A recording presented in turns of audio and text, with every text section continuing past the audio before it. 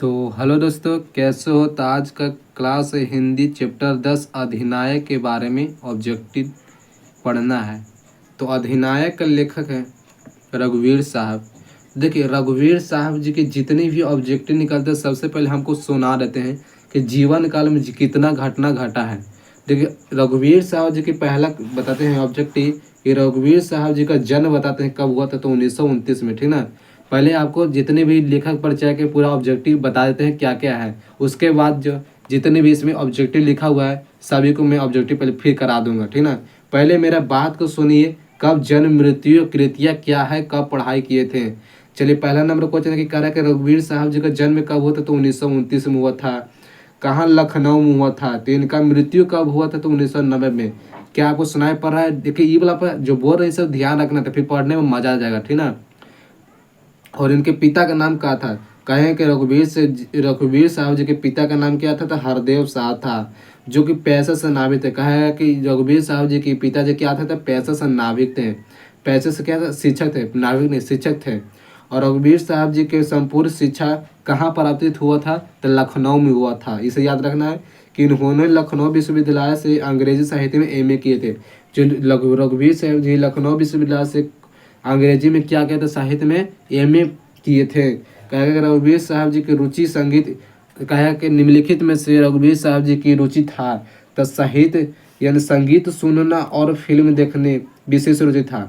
क्या है? ऑब्जेक्टिव में कहा है कि फिल्म देखना किसमें किसका रुचि सबसे ज़्यादा था? तो रघुवीर साहब जी की। संगीत सुनना, रघुवीर साहब जी के बहुत ज़्यादा यानी कि पसंद करते थे संगीत सुनना और फिल्म देखना। और चलिए, इन्होंने कौमुदी कविता केंद्र स्थापना किए थे। कहेगा रघुवीर साहब जी की कैसी कविता है? तो कौमुदी कविता लिखी ली है। और रघुवीर साहब जी की रचनाएं कौन कौन? सीढ़ियों पर धूप, इसे याद रखना है। सीढ़ियों पर धूप रघुवीर साहब जी की। आत्महत्या का विरोध भी रघुवीर साहब जी की है। और हंसी हंसो जल्दी हंसो यह भी है। लोग भूल गए यह भी है। कुछ पत्ते कुछ चिट्ठियां भी है। दिनमान, दिनमान फेमस है। दिनमान क्या है? रघुवीर साहब जी की फेमस है कृतियाँ, ठीक ना, इसे याद रखना है। और निकलते हैं इसमें ऑब्जेक्टिव। नहीं करा ना, अब नहीं इसमें। चलिए अब पढ़ाते हैं आपको कैसा कैसा जिन में काल होगा। समझ में आ गया ना?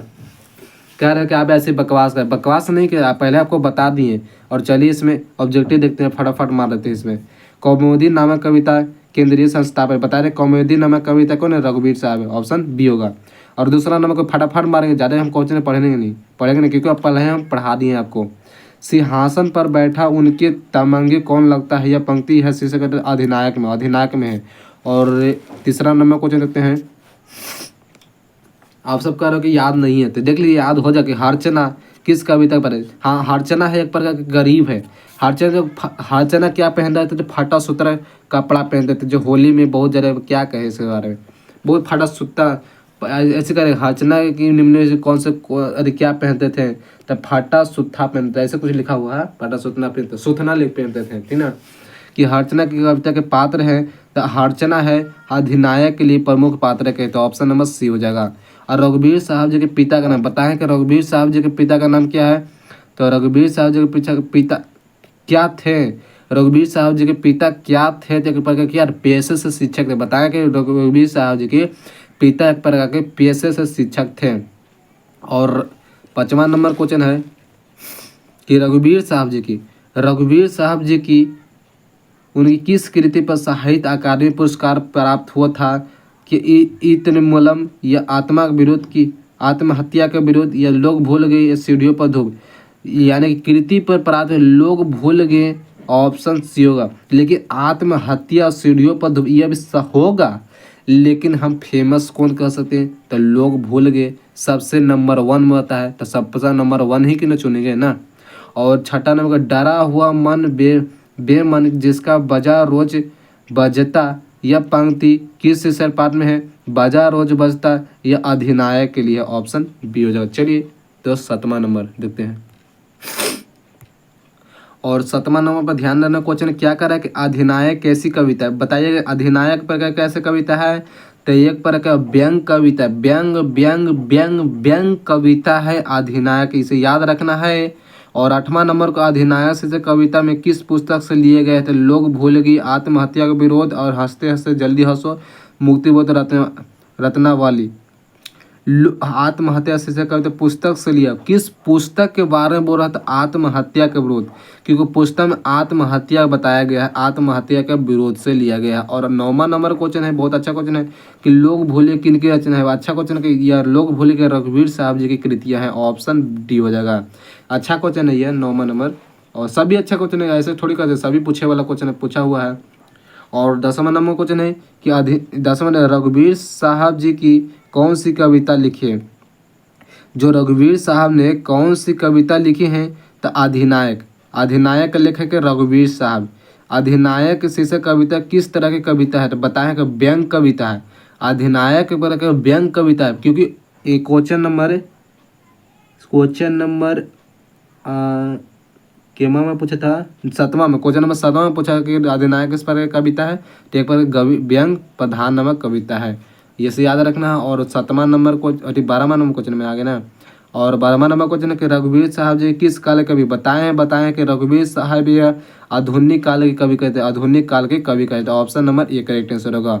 और 13 नंबर रघुवीर साहब जी का जन्म कहाँ हुआ था? आगरा उत्तर प्रदेश तो नहीं होगा, इलाहाबाद उत्तर प्रदेश में नहीं है, कानपुर उत्तर प्रदेश भी नहीं, लखनऊ उत्तर प्रदेश में, लखनऊ उत्तर प्रदेश में लखनऊ यानी कि रघुवीर साहब जी का जन्म होता है। देखिए कोई 18 में, 19 में, 23 में पूछ दिया, तो 3 बार पूछा, 23 में पूछ दिया, लगभग 25 में भी आने वाला ये क्वेश्चन है कि रघुवीर साहब जी का जन्म कहाँ हुआ था? लखनऊ को उत्तर प्रदेश में, याद रखना है। 14 नंबर क्वेश्चन रखते हैं। ठीक है, बहुत अच्छा क्वेश्चन है, मजा आ जाएगा पढ़ने में। कि रघुवीर साहब जी की MA किस विश्वविद्यालय से किए था? देखिए हम पढ़ाने के यानी कि समझो ना, याद कराने का 100% हम गारंटी रखते हैं, आपको याद होना चाहिए। और याद करने के बहुत ज़्यादा हम भरपूर कोशिश करते हैं, क्योंकि आप हमारे चैनल को खोले हैं याद करने के लिए, ठीक ना। याद करने के नहीं खोले, आओ हम आपको पढ़ाते हैं याद करने के लिए। ऐसे नहीं कि अगले चैनल के तरह से खराबी से पढ़ाते चल देता हूँ, नहीं, आपको याद करवा कर ही रहता हूँ। 14 नंबर के रघुवीर साहब जी की MA किस विश्वविद्यालय से किए थे? क्योंकि रघुवीर साहब MA किस विश्वविद्यालय से किए? बताए थे कि लखनऊ विश्वविद्यालय से किए थे। ऑप्शन बी होगा, लखनऊ विश्वविद्यालय से। याद होगा ना कि जो रघुवीर साहब जी के किस विद्यालय से MA किए थे? तो यह लखनऊ से। और 15 नंबर क्वेश्चन है कि अधिनायक कौन है? अधिनायक पर सरकारी, यदि अधिनायक विपक्षी दल थे? नहीं। सरकारी सेवक भी नहीं थे। सत्ताधारी वर्ग थे, सत्ताधारी वर्ग थे। ऑप्शन नंबर सी हो जाएगा करेक्ट आंसर। और हमारा 16 नंबर क्वेश्चन है कि प्रस्तुत कविता अधिनायक में अर्चना किसका प्रतिनिधि है? आम आदमी की तरह, सत्ताधारी दल की तरह, या विपक्षी दल की तरह, या इनमें से कोई नहीं। प्रस्तुत कविता में अधिनायक अर्चना यानी फटा सूथना पहनता था, जो राष्ट्रीय गीत में बहुत अच्छा गीत गाते थे। अर्चना है, बहुत अच्छा गीत गाते थे, इनके गीत गाने में क्या बहुत ज़्यादा रुचि था। और अर्चना किस प्रतिनिधि के तहत? आम आदमी की तरह, यह पर ई का है, आम आदमी थे। ऑप्शन नंबर ए होगा, आम आदमी की तरह रहते थे। अर्चना कौन थे? घर का नौकर, या एक आम आदमी, या एक चरवाहा, इनमें से कोई नहीं, यानी कि भाई चरवाहा, ठीक ना। अर्चना एक प्रकार के घर का नौकर थे। ऑप्शन नंबर ए होगा, घर का नौकर। याद होगा ना कि अर्चना क्या थे? तो घर का नौकर थे, घर का नौकर थे, इसे याद रखना है। और 18 नंबर क्वेश्चन है, क्या कर रहा है दोस्त? 18 नंबर क्वेश्चन कि आगे द्वारा संबित दूसरा शतक में एक कवि के रूप में कौन सामने आए थे? तो अशोक विजय, मुक्ति बोध, रघुवीर साहब या ज्ञानानंद पत्री। तो आगे के संबंधित दूसरा शतक में कवि के रूप में कौन आए थे? तो रघुवीर साहब आए थे। ऑप्शन नंबर सी हो जाएगा। चलिए दोस्तों, 19 नंबर दूसरा शतक के साथ कवियों के कौन शामिल हुए थे? जयशंकर प्रसाद, या रघुवीर साहब, या मुक्ति बोध, या इनमें से कोई नहीं। दूसरा शतक के साथ कवियों के बीच कौन शामिल हुए थे? तो रघुवीर साहब होते हैं। और 20 नंबर क्वेश्चन है, ध्यान देना। 20 नंबर क्वेश्चन है कि अधिनायक शीर्षक कविता किस पर व्यंग है? समकालीन राजनीतिक पर, समकालीन राजनीतिक व्यवस्था पर, सरकारी तंत्र पर, या इनमें से कोई नहीं। जो अधिनायक शीर्षक कविता किस पर व्यंग है? तो समकालीन राजनीतिक पर थे। ऑप्शन नंबर ए होगा, समकालीन राजनीतिक पर थे अधिनायक शीर्षक कविता व्यंग था। और 21 नंबर क्वेश्चन है, लेकिन याद हो रहा है कि नहीं? याद हो रहा है कि नहीं आपको ऑब्जेक्टिव? लेकिन हमारे तरफ से आपको याद होना चाहिए सब ऑब्जेक्टिव।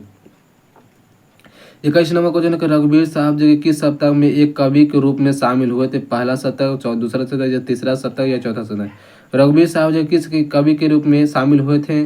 पहला शतक में नहीं, लेकिन दूसरा शतक में शामिल थे, दूसरा शतक में शामिल हुए थे। और 22 नंबर को लिखने के कारण से इस कविता के लिखन निबंध का किस लेखक की रचना है?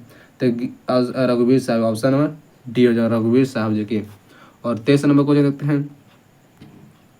चलिएगा, 23 नंबर क्वेश्चन देखते हैं कि क्या कह रहा है कि राष्ट्रीय त्योहार के दिन अर्चना क्या पहनते थे? बताए थे फाटा सुथना। ऑप्शन क्या है लोग रहा है? ऑप्शन डी फटा सुथना पहनते थे राष्ट्रीय त्योहार के दिन, क्योंकि जब झंडा या जनगणना कहते हैं उसमें बहुत ज़्यादा इनका रुचि था। फटा सुथना पहन के आए, फटा फुटा ये कपड़ा पहन के आए थे, इसलिए सुथना बोलते हैं इसे। 24 नंबर है कि निम्नलिखित में से कौन सी रचना रघुवीर साहब जी की है? बताते हैं। काट का सपना, टूटी हुई बिखरी हुई, वे लोग भूल गए, ध्रुवसी। देखिए रचना है जो निम्नलिखित कौन सा रघुवीर साहब जी की रचना है? काट का सपना नहीं हो सकता है, टूटी हुई बिखरी यह भी नहीं हो, लेकिन वे लोग भूल गए है। ऑप्शन नंबर सी होगा, वे लोग भूल गए, यह रघुवीर साहब जी के लिखा हुआ है। और हमारा 25 नंबर क्वेश्चन है कि रघुवीर साहब जी के नई दिल्ली से निकलने वाले किस अखबार का विशेष संवाददाता थे? तो यह नव भारत टाइम्स से, नव भारत टाइम्स से। अच्छा क्वेश्चन है कि रघुवीर साहब जी की किस समाचार संपादक हिंद प्रधान संपादक थे? तो यह किस स्थान था? दिनमान के लिए। बताया था दिनमान भी बहुत अच्छा फेमस क्वेश्चन है। और 27 नंबर क्वेश्चन है, 27 नंबर क्वेश्चन पर ध्यान देना है कि दिल्ली मेरा प्रदेश क्या है? निबंध है, कहानी है, उपन्यास है, कहा यह कविता है? दिल्ली मेरा प्रदेश क्या है एक प्रकार का निबंध है। ऑप्शन ए होगा, निबंध होगा। और 28 में आत्महत्या का विरोध क्या है? आत्महत्या का विरोध एक प्रकार के कविता है। और 29 नंबर रघुवीर साहब जी का जन्म हुआ था कब? बताए थे 1929 में। 9 जन्म कब हुआ था? 9 दिसंबर 1929 में हुआ था। और इस वीडियो का लास्ट क्वेश्चन है, लास्ट क्वेश्चन है 30 नंबर क्वेश्चन कि रघुवीर साहब जी के पिताजी का क्या नाम था? तो हरदेव साहब, हरदेव साहब। चलिए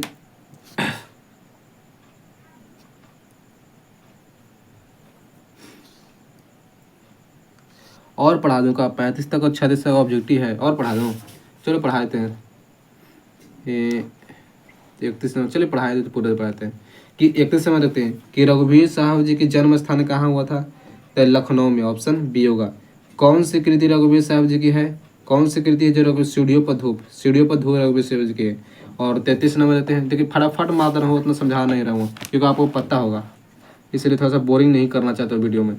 कि 33 नंबर की अधिनायक रचयिता है रघुवीर साहब। हंसो हंसो जल्दी हंसो कवि हैं रघुवीर साहब। रघुवीर साहब जी की प्रधान संपादक थे तो दिनमान के लिए, दिनमान के लिए। और 30 नंबर चलिए देखिए लास्ट क्वेश्चन है वो 36 और 37। रघुवीर साहब जी की कृति के रचनाकार तितली, इरावती, चतकोबरा या कुछ पत्त कुछ चिट्ठियाँ? ऑप्शन डी है, कुछ पत्ते कुछ चिट्ठियाँ हैं रघुवीर साहब जी के हैं। और 37 नंबर से वीडियो को लास्ट करते रघुवीर साहब जी की सदी की रचना है तो यह 20वीं सदी की, 20वीं सदी के। चलिए आज की वीडियो इतना ही, मिलते हैं अगले वीडियो के साथ। चैनल पर नया चैनल जरूर सब्सक्राइब कर देना और ऐसे वीडियो लेते रहूँगा ऐसे धमाल के साथ, और एक कमेंट जरूर कर देना। मिलते हैं अगले इस वीडियो के साथ। Thank you.